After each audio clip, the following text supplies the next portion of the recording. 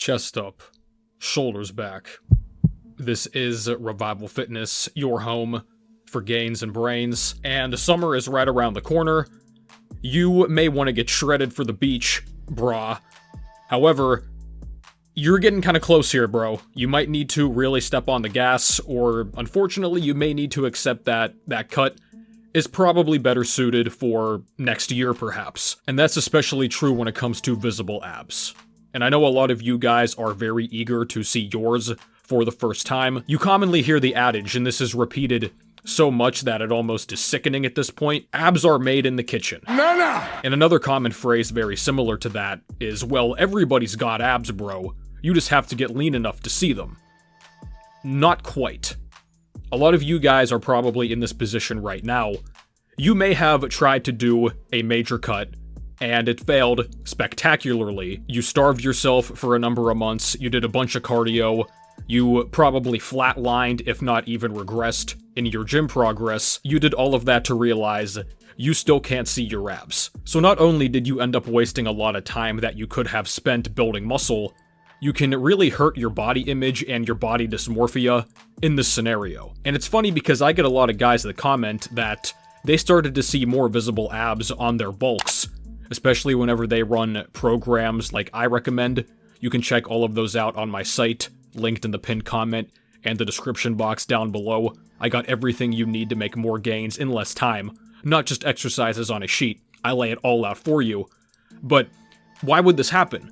Because if what you commonly hear is true, you just have to get lean to see your abs, bro. The abs are still a muscle.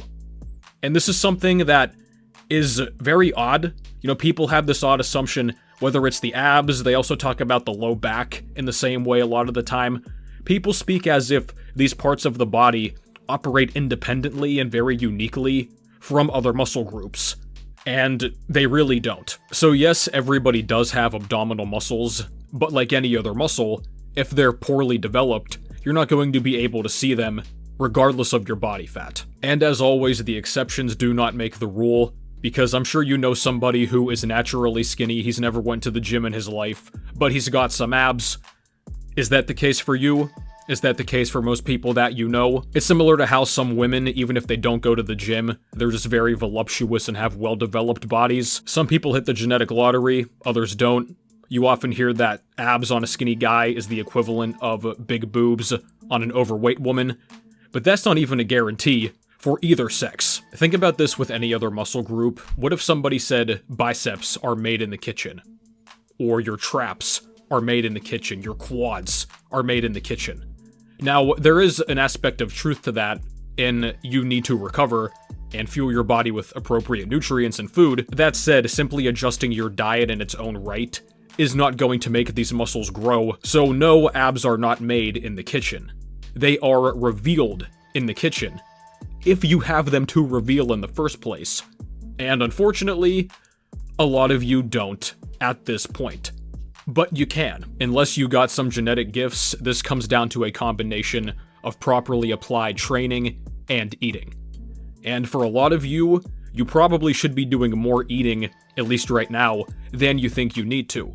I've said many times before, I do not recommend cutting if you are so-called skinny fat, and there are ranges to that type of physique, but skinny fat ultimately comes down to a lack of muscle mass, and then you carry your body fat in the unsightly areas, in the stomach, in the love handles, in the chest. But if you're going to cut from this position, you're going to severely inhibit your body's ability to pack on muscle, which is exactly what you need to look good once you are lean. And don't get discouraged by this, because it is normal. Most of you watching this are novices. You've only been in the gym for a number of months, maybe up to a year or so. Some of you have been in the gym for a lot longer and you're still technically in the novice phase. As I call it, you're stuck in novice purgatory because you have not had good information up to this point. I am at the point now where I've been lifting almost 8 years. I did not see visible abs until, I want to say, roughly 4 years ago. And now I'm at the point whenever I can see faint ab lines, upwards of 20% body fat. But a lot of you guys, if you cut down, you may get to even 10% or so. You still may not see any level of abs. Maybe a faint line in the middle, maybe like a small 2-pack forming, but it's going to be nothing like you would expect and it's going to disappoint you. So is it essential to train your abs directly to have them visible at some point? No, it's not. That said, it is only going to expedite the process, and there's really no drawbacks of having bigger and stronger abs. So why not? If you're doing free weight compound exercises, your abs are going to grow by default, given their inherent involvement. Squats, deadlifts, rows, overhead presses, these are some of the big ones that come to mind. If you are sitting on machines for pretty much everything that you do, I'd say this is definitely going to be less of the case. Your abs are not going to be involved in nearly as much whenever you're just sitting. Like any other muscle, the more you build up your abs, the more that they're going to be visible, even at higher body fats. I think a good goal for any lifter is to eventually get to the point whenever you can keep some level of ab outline, even whenever you're getting close to the peak of your bulks. Now that is probably going to take a number of years to reach, as I mentioned earlier, but it can be done, and I think for optimal body composition and the ideal look, it really should be done. But you need to be patient and understand that this is playing the long game. If you can bulk and gain a decent amount of body fat, but your abs are still visible or pretty close to visible, you are on the right track. But what a lot of guys are on the wrong track with is the ab training and the exercises themselves. And this is a mistake that I made for a number of years as well. So what you see on the screen now is the conventional way that most people will do their ab training. If you notice, whenever the torso goes up, what most people do is they keep their back totally straight. And you may have experienced this yourself.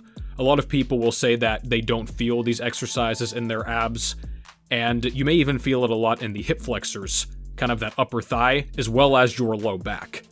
But the abs, which you were trying to target in the first place, they get left on the back burner. But really, this is not surprising, because if you really analyze the form of how most people do their crunches and their sit-ups, they keep their back neutral, they have probably a slight bend in the knee.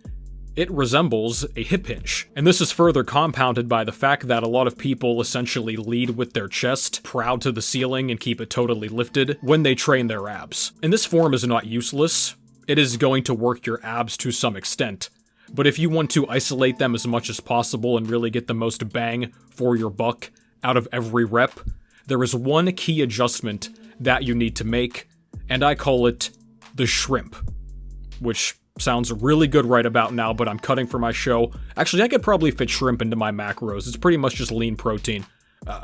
I'm getting distracted. And this goes contrary to what you commonly hear. I used to say the same thing: you never want to round your back because it's going to be dangerous.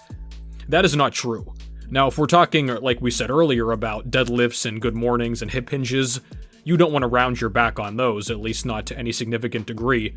But when it comes to training your abs, this is an entirely different ballgame. One of the core functions of, well, the core is to round your back. And there's really no risk here to the low back, given the fact that so many ab exercises are done with only body weight, or relatively light weight added comparatively. The only exception here, I would say, are classic sit-ups. Whenever you lock your feet underneath something, there can be a lot of shearing force on the spine when doing those, because your glutes and your hips, pretty much your entire lower body, is completely locked into place on the ground, and the angle from which you're coming up is not ideal. I've said in the past, I'm not a fan of conventional sit-ups. I think they're simply an outdated exercise. I know some people like to do them, but I think there's simply better options. A lot of crunch variations, I mean, even a lot of ab machines. If I'm not mistaken, a lot of police forces still use that as an aspect of their physical fitness testing, if they even still do that anymore. But I would leave the sit-up in the past. It can stay in the war training montage videos, in the boot camp videos. That said, there is one big lesson to be taken from how a lot of people do sit-ups, especially when it comes to these type of tests. They do it CrossFit style. They just flail around for time as fast as they can. That's also how a lot of people will train their abs. Really a lot of their exercises, but especially their abs. So they will just rush through the entire rep, the negative and the positive. They're basically just bouncing up and down, no matter the type that they're doing. You want to really control these on the way down. I think that's the case for any exercise, within reason of course, but assuming that's taken care of, you can see in these clips the difference in my body positioning when I initiate the movement from my core, as opposed to doing so with the chest, as we saw earlier. So I am not concerned at all with keeping a totally neutral back. In fact, I want to round my back as much as I comfortably can. And this applies to both the eccentric and the concentric. Now on the way down, it's going to be a little bit more difficult to keep that rounding in your back. You're going to sort of naturally flatten out more, but do it as much as you can, and then on the way up is when you really want to focus on it. Now, depending on your experience level and your overall strength, you may not be able to really even do full reps of these. Doing the shrimp style, really curving the back compared to how most people do them with the totally neutral spine, in my experience, if you can do, say, 8 to 10 reps with the standard neutral back style, you may only be able to get a handful of rounded back reps if you're using a full range of motion with good control. So like any other exercise, when you make a big form adjustment, you're going to have to mentally accept that you're going to lose some reps, maybe have to reduce the weight. It's part of the process, but it's going to pay dividends in the long run. And that's really it. Once you can do a number of reps on these given exercises with body weight, I would recommend adding weight as well. I do not like holding plates usually. Now, if you're just starting out and you're holding, say, a 5 or a 10, you can make those basic little jumps, but eventually the plates become impossible to really progress evenly. You go from a 10 up to a 25-pound plate. I mean, I guess you could hold a 10 and a 5 and a 2.5 if you want to. I think it would be much easier, though, to simply hold a dumbbell, especially if you have dumbbells that go up in the 2.5-pound increments, like a lot of commercial gyms have. That usually is going to be the case up until about 50 to 55 pounds or so, those 2.5s going up, so you can definitely utilize those as well. If you're using a standard machine, you can just progress as you would normally, and even if you're only doing body weight, I would focus on getting as many reps as you can with each given set. And that's one of the best things about direct ab training too. Like a lot of smaller isolation type exercises, I would just go to failure, or at least very close to it.